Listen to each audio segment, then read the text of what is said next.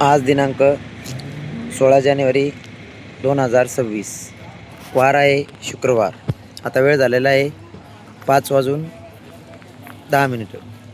आता आपण बघू शकता आपला शेतकरी मित्र गोकुळ शिंगे हा आपला प्रवासातील आता 11वा दिवस आणि आपण आता नागपूरहून घराकडे निघालेलो आहोत. नागपूर मुंबई समृद्धी महामार्गानं. ते बघू शकता आपण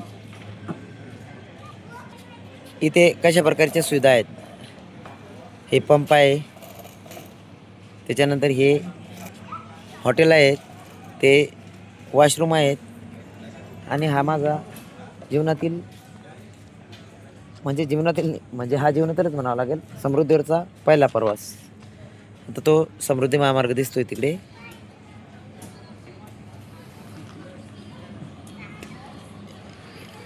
हे बघा गाड्या जात आहेत त्याच्यावरून.